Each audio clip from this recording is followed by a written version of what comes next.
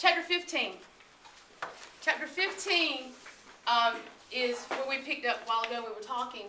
The creature actually becomes more human. How is he becoming more human?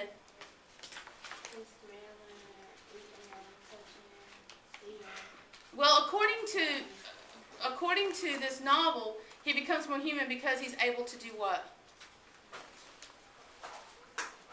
What does he learn from the DeLacy family?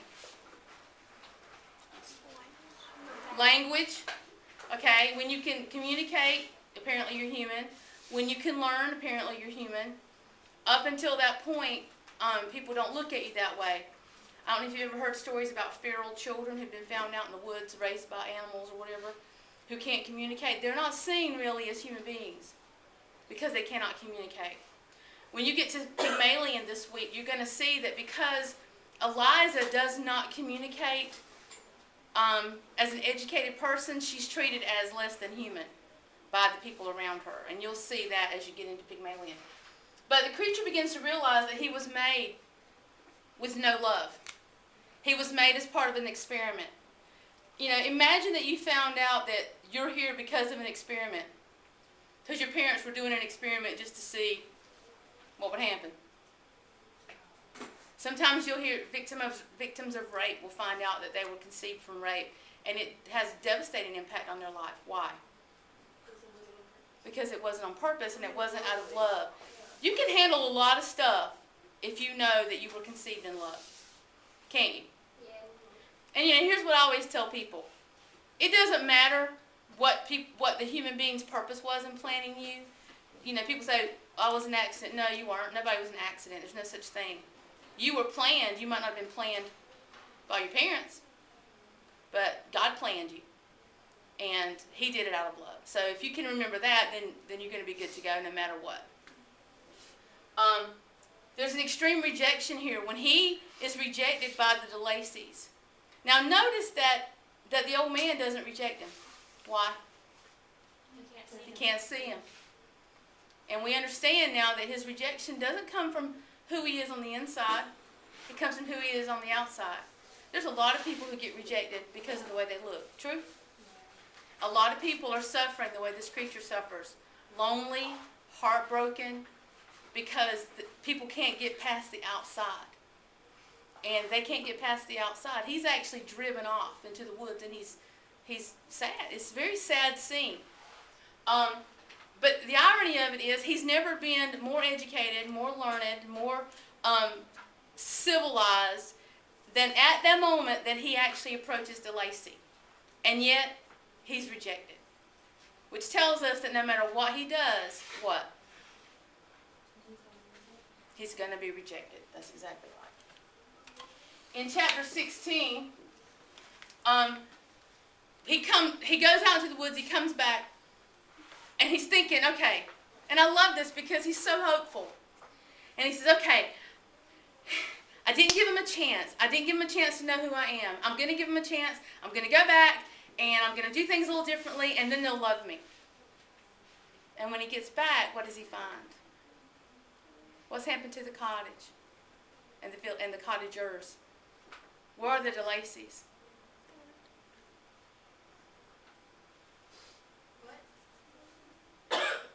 Where are the DeLacys when he gets back? They're gone. Why? They're freaked out. Mm-hmm. So what does he do?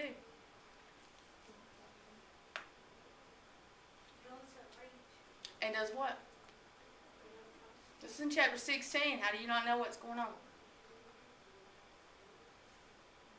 He gets really mad. He just starts flipping out because they left him and he was left again.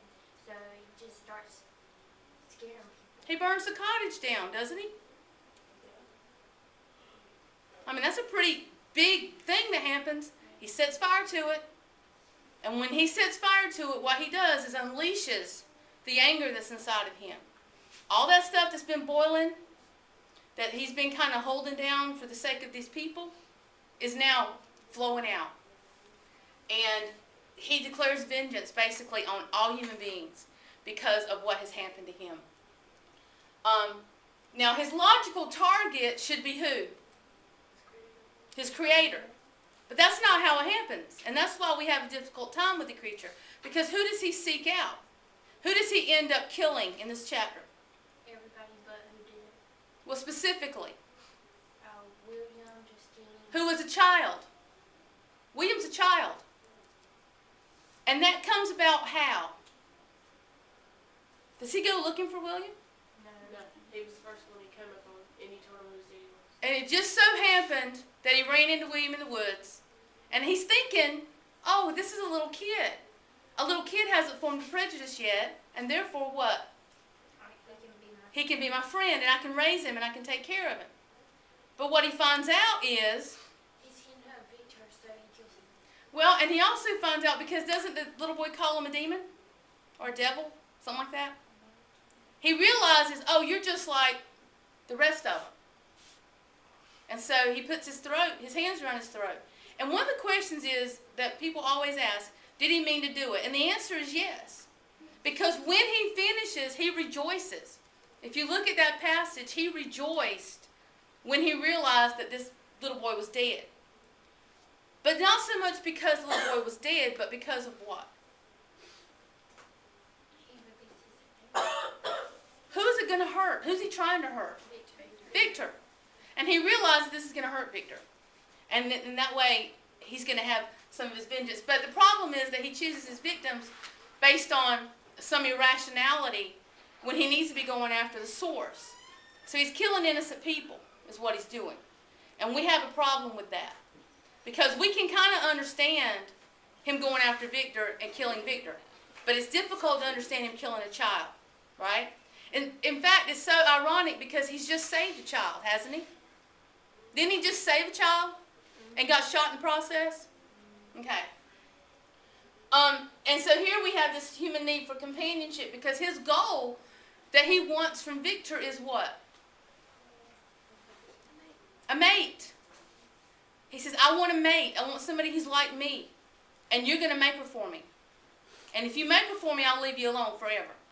But if you don't, what? I'll kill everybody you care about. It's a pretty big threat. And the problem is, Victor has made him so big, he can deliver on his threat, can't he?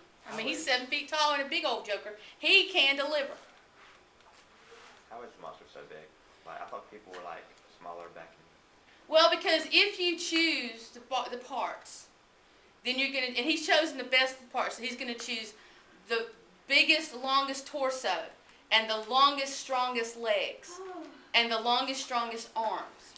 And if he chooses those long parts, he's going to end up with a tall creature. Because people were, in that time period, probably in the like 5.5 feet tall. But if you find somebody who's got long legs, now if you found the only tall man in the cemetery, and he takes those legs and attaches them, then he's got himself a giant. But, you know, it's kind of this whole thing, somehow or another, bigger is better mentality. How did You he know, know it- who was big though? They're dead. That's what I'm saying. He had to have known somebody that had a long He may have.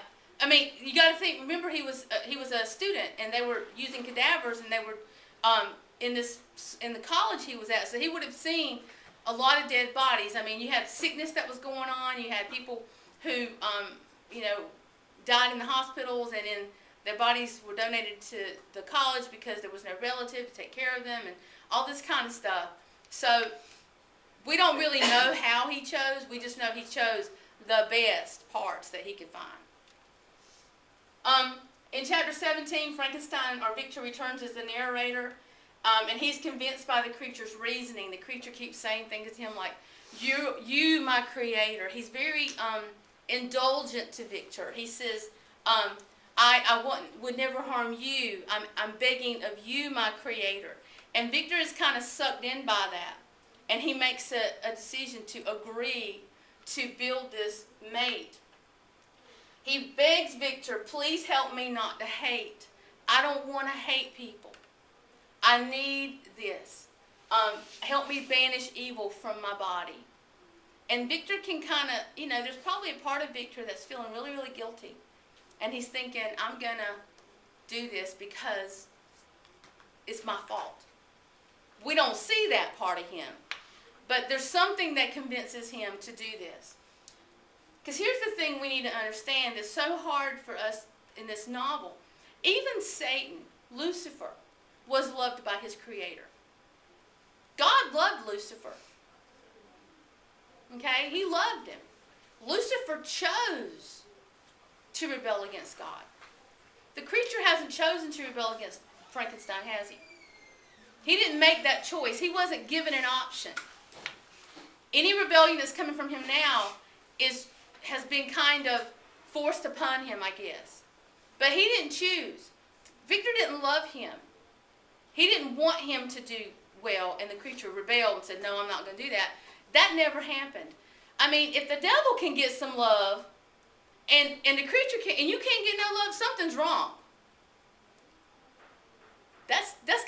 That's really, really bad. If even the devil had somebody who loved him, and you got nobody who loves you, that's a problem. So one of the questions that comes in here, the creature wants to love. He wants to be good. Most people do. Most people want to be good. Most people, even who do bad things, don't want to do bad things. Somehow or another, they're driven for doing these things. And it brings us to a final question. Why did God make Eve? According to Genesis, why? To be a companion for Adam. The creature has no companion. There's nobody on earth like him. God created Eve so there would be a companion for Adam. But Victor, in all of his God playing, didn't do that. Okay? All right.